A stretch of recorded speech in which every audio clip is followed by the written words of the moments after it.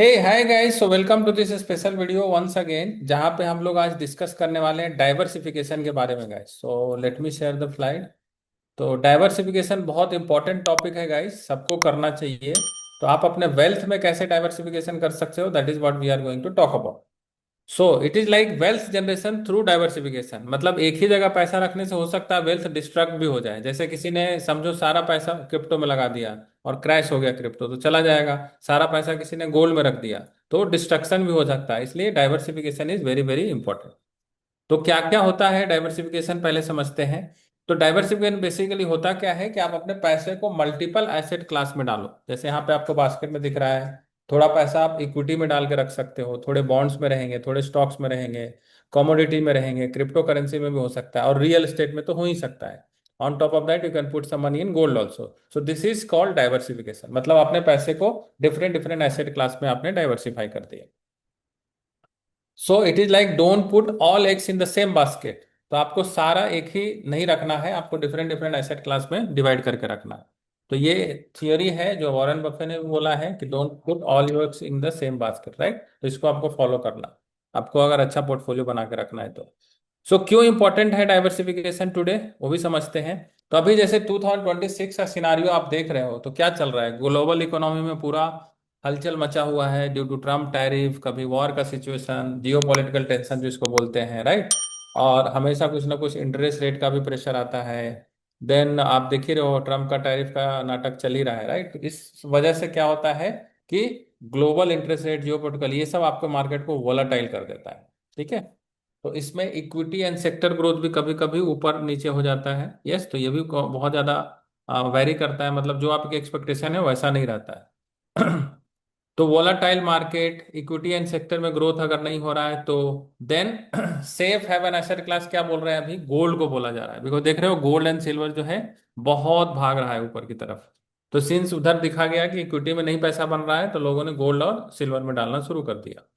तो long term outlook क्या है कि अभी इंडिया में जैसे एफआई का फ्लोज भी कम हो गया, राइट। बट हो सकता है बाद में अगर सब सिचुएशन सही हो जाए तो इंडिया में इनफ्लो आना शुरू हो जाएगा, राइट।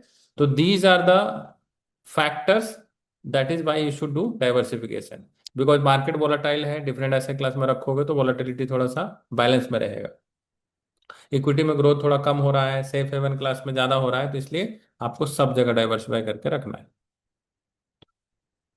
तो बेसिकली कंक्लूजन क्या है कि मिक्स मार्केट पोर्टफोलियो आपके पास होना चाहिए। कैसे जनरेट करता है वेल्थ, तो देखो यहाँ पे पहला चीज जनरेट इसलिए वेल्थ करता है कि आपका पोर्टफोलियो का ओवरऑल रिस्क कम हो जाता है। जैसे आपने सब जगह कहा, तो कोई आपको 8 to 10% से ग्रो कर रहा होगा, कोई 10 to 15% से एसेट क्लास ग्रो कर रहा होगा, कोई 20 to 25 भी कर रहा होगा, कोई क्रिप्टो में थोड़ा बहुत डाला होगा तो 50% से भी ग्रो कर रहा होगा, राइट। तो सबके अलग अलग है, इसलिए थोड़ा सा ओवरऑल पोर्टफोलियो का रिस्क कम हो जाता है। और ये लॉन्ग टर्म रिटर्न को इंप्रूव करने में मदद करता है। बिकॉज रिस्क एडजस्ट हो गया ना आपका, रिस्क ही नहीं रहा, सारा पैसा आपने एक जगह नहीं लगाया, तो रिस्क थोड़ा कम हो जाता है। इसकी वजह से ये लॉन्ग टर्म में वो एडजस्ट हो जाता है। कैपिटल भी प्रोटेक्टेड रहता है। अगर आप एक ही जगह पैसा लगाओगे, समझो कोई स्टॉक्स में लगा दिया या कोई स्टार्टअप में लगा दिया, वो स्टार्टअप डूब गया तो आपको पूरा पैसा डूब सकता है, राइट। तो इसलिए आपको सब जगह थोड़ा थोड़ा थोड़ा थोड़ा लगाना है। कैप्चर्स ग्लोबल ग्रोथ, आप ग्लोबल इकोनॉमी में पार्टिसिपेट कर पाते हो बिकॉज ऑफ दिस।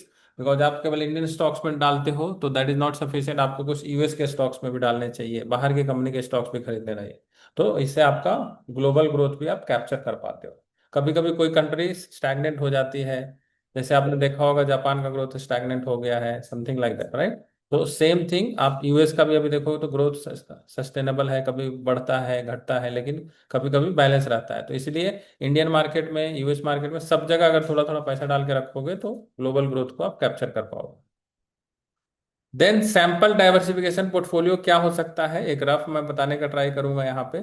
तो देखो हाई लेवल कैटेगरी में तो देखो इक्विटी है, जिसमें आप स्टॉक्स में, म्यूचुअल फंड में डाल सकते हो। कमोडिटी है जहाँ पे गोल्ड और सिल्वर में इन्वेस्ट कर सकते हो। डेट फंड है जहाँ पे आप एफडी में, डेट फंड में, जो म्यूचुअल फंड आते हैं उसमें डाल सकते हो, बॉन्ड्स में डाल सकते हो।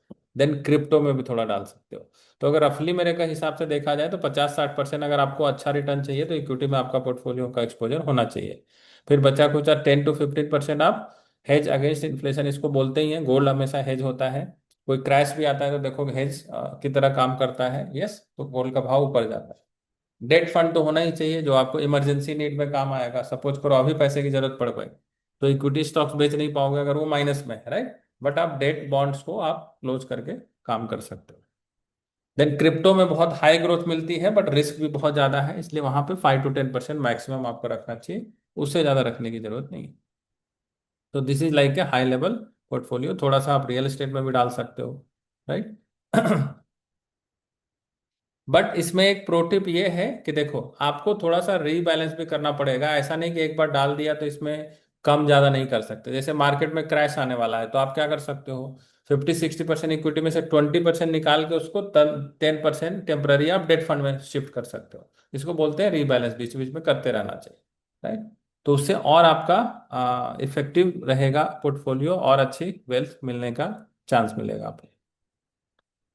की कंपोनेंट्स क्या होता है डाइवर्सिफिकेशन के गाइस? तो पहला तो आप देख ही रहे हो एसेट क्लास डाइवर्सिफिकेशन, जिसमें मैंने बताया different class of asset class, equity हो गया, डेट हो गया, रियल एस्टेट हो गया, गोल्ड हो गया, ये सब हो गया, राइट। सेम वे आपको जियोग्राफिकल डाइवर्सिफिकेशन भी लेना बहुत जरूरी है। जियोग्राफिकल मतलब कुछ पैसा आप इंडियन मार्केट में डालो, कुछ यूएस मार्केट में डालो, कुछ हांगकांग मार्केट में डालो, इसको बोलते हैं जियोग्राफिकल।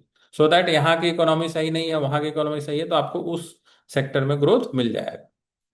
सेक्टर डाइवर्सिफिकेशन बहुत जरूरी है। ऐसा नहीं कि सारा पैसा आप इंडियन मार्केट मतलब एक सेक्टर लाइक आईटी सेक्टर में अभी डाला होता तो आईटी सेक्टर पूरा का पूरा डाउन है तो यहाँ पे गड़बड़ हो जाता, right. So that is why you should have different sectors also. IT sector होना चाहिए, ऑटो सेक्टर होना चाहिए, health sector, every sector you should put some. Time diversification मतलब इसमें बेसिकली ये बोलना चाह रहे हैं कभी कभी डॉलर का भाव भी रुपीज में देखो कंपेयर करोगे तो रुपीज बहुत डिप्रिशिएट हो रहा है, राइट। तो उस हिसाब से भी आपको डॉलर एडजस्टेड रिटर्न पे भी ध्यान देना चाहिए। क्योंकि अगर आपने समझो किसी कंट्री में डॉलर में इन्वेस्ट किया तो हो सकता है आपका डॉलर का प्राइस भी बढ़ रहा हो और आपका एसेट क्लास भी बढ़ रहा हो, तो वो भी एक बहुत इंपॉर्टेंट प्ले करता है। यस। तो कैसे इंप्लीमेंट करेंगे डाइवर्सिफिकेशन को? तो आप पहले तो डिफाइन कीजिए अपना गोल एंड रिस्क, क्या आपको चाहिए 10 साल बाद, 20 साल बाद क्या आप देख रहे हो, उसके हिसाब से आप अलोकेशन को देख सकते हो। जैसे कुछ पैसा आपको 10 साल बाद चाहिए तो उसको आप इक्विटी में डालना चाहिए, ठीक है।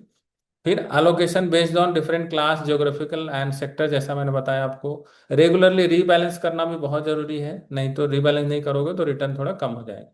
और मॉनिटर भी करना जरूरी है, ऐसा नहीं डेली बेसिस पे मॉनिटर करना है, but definitely once in a month या फिर once in a quarter definitely you should go ahead and rebalance also. Rebalancing तो खैर साल में एक बार कीजिए, बट एटलीस्ट मॉनिटर करते रहिए बीच बीच में, तो और अच्छे रिजल्ट आएंगे। देख लेते हैं लास्ट में कॉमन मिस्टेक्स टू अवॉइड। तो पहला तो ओवर डाइवर्सिफिकेशन, बहुत ज्यादा भी नहीं करना है। जैसे कुछ लोग स्टॉक्स में देखते हैं तो 100 स्टॉक्स में पोर्टफोलियो बनाते हैं, which is over diversification, right. तो उतना ज्यादा भी नहीं करना है। तो अगर 10-20 स्टॉक्स है तो that is more than enough. Yes. Investing in asset that move in tandem, जो आपको जैसे डॉलर है और रुपी है तो उसको ध्यान में देख के भी आपको इन्वेस्टमेंट करना होता है। रीबैलेंसिंग कुछ लोग नहीं करते हैं, वो भी बहुत बड़ी चीज। एक बार डाला तो 2-3 साल के लिए सो जाते हैं, तो वो भी नहीं करना है आपको। बीच बीच में रीबैलेंसिंग करना है। इमोशनल डिसीजन नहीं लेना है। कुछ लोग ने बोला कि भाई क्रिप्टो में लगा दो बहुत अच्छा रिटर्न आएगा, उसके चक्कर में क्रिप्टो में लगा दिया, ऐसा नहीं करना है, राइट।